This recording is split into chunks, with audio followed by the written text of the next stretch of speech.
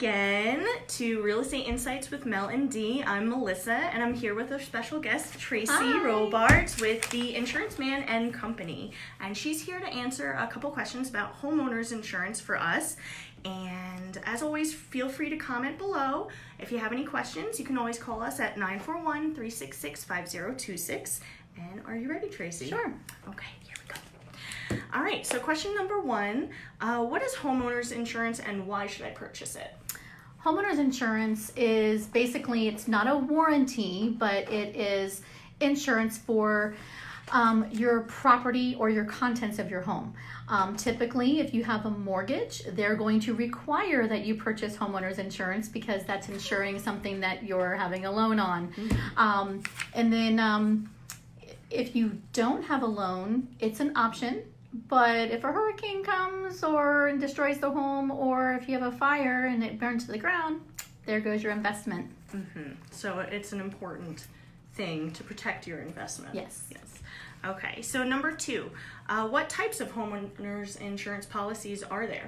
Well, if you're an owner of a home and you're living in the home, that's called a homeowner's policy. So you would be insuring the home as owner occupied.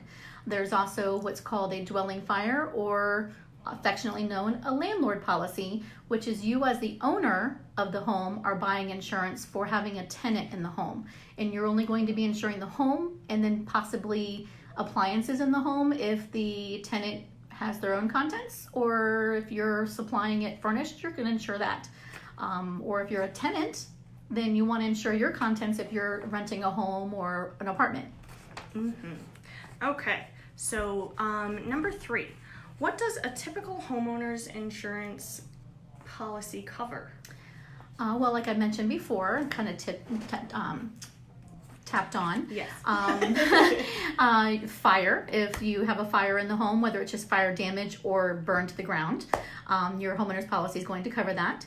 If a storm comes through, whether it's a hurricane that damages the home or a lightning storm, thunderstorm, those things are covered. A lot of times we get a lot of questions about lightning because it might affect someone, their air conditioning stops working because it got hit by lightning. Insurance would typically cover that. Now, if your AC just breaks or is old, No. that's more of a warranty thing or a maintenance item. That's not insurance. Mm-hmm. And then even we get calls about your roof. A storm comes through and damages the roof. A storm damage is covered. However, if you call us and it's just because, there's wear and tear and the roof is old, that's not going to be covered. As much as I would love to say it is and give you that insurance for it, that's not what insurance is for. Fire, theft, someone breaks into your home, damages your home. If you have a pipe that bursts in the home, whether it's behind a wall or overflow of a washing machine, you come home, you think, I'm going to go out, I'm going to do a load of laundry, I'm going to go have dinner, a movie, Mm-hmm. come home, my house is flooded. It's not really flooded as in flood insurance, but there's standing water in your home. That is covered. What is not covered in a standard homeowner's policy is flood. In simplest terms, flood is rising waters from outside the home rising up into the home. So it's coming from the ground outside into the home, and that's flood insurance, and that can be a separate policy through FEMA, or we do have some private market companies that are options as opposed to FEMA. Oh, that's really good information because I didn't realize that. Thank you. Okay, and our last question for today is what types of things affect... Oh, wait, we got a question. It says, hi Tracie, I'm purchasing a home and I need to get insurance. How far ahead of time should I get it? What about if a hurricane is coming? Well, Callie, I would tell you that when we're in hurricane season, as soon as you write that contract, you sign that contract, it gets accepted, contact an insurance agent, because hurricane season, if you got a hurricane coming, like we had, Dorian? Mm-hmm. A week before Hurricane Dorian was even going to touch Florida, insurance companies stopped writing insurance.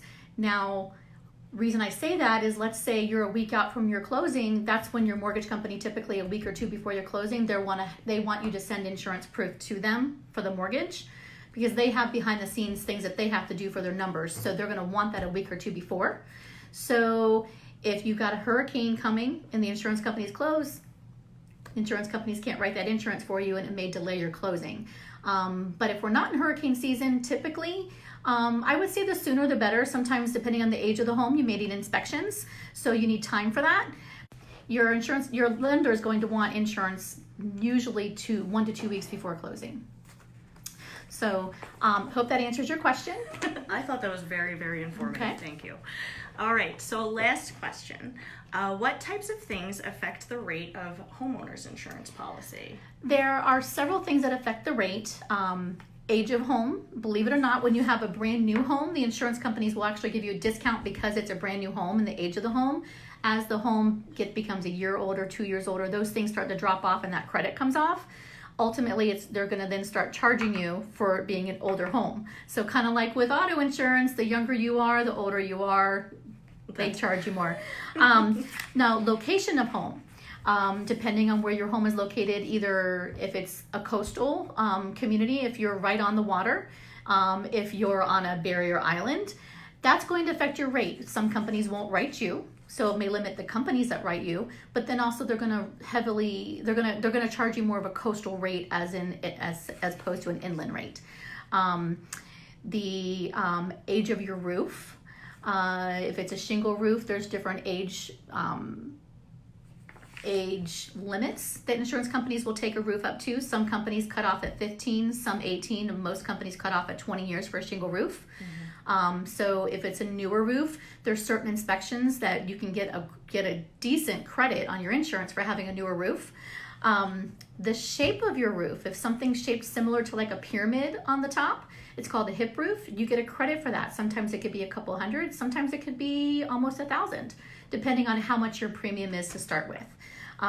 Flat roofs, you're limiting yourself on what companies will insure you because it's a flat roof. Because they tend to not last as long and have more damage because the water's sitting on top of the roof. If you have hurricane shutters, or if you have monitored burglar and fire alarms, those are additional credits. They may give you a decent credit depending on how many credits you're already receiving, or I've even seen where burglar or fire alarms, I'm sorry, they might only give you $15 on your policy. So always check with your insurance agent first before purchasing things to decrease your premium, because they're going to know what things are going to affect it and how much it will affect.